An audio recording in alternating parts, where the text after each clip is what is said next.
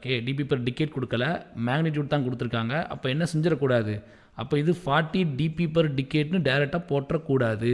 ஓகேங்களா, ஃபஸ்ட்டு கொடுக்கப்பட்ட அந்த கார்னர் ஃப்ரீக்வன்சி கரெக்டானு செக் பண்ணிவிட்டு நம்ம என்ன செய்யலாம், இது ப்ளஸ் 40 டிபி பர் டிகேட்டாக என்னங்கிறத வந்து கன்ஃபார்ம் பண்ணலாம். இங்கே 0.1 இருக்குது, டேரெக்டாக 10 இருக்குது.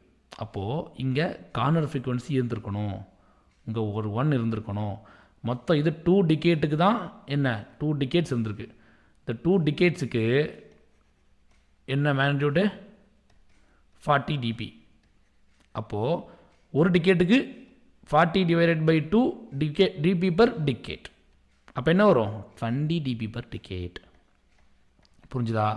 இது நம்ம வந்து இப்போ தான் ரீசெண்டாக எக்ஸ்பிளைன் பண்ணோம். ஸோ நான் திருப்பியும் வந்து உட்காந்து மூச்சு தொலைக்க போகிறதில்ல, நான் டேரெக்டாகவே இதை வந்து நான் போட்டுறேன். அப்போ என்னங்க வரும் பாருங்கள், 1 + 20 dp per decade.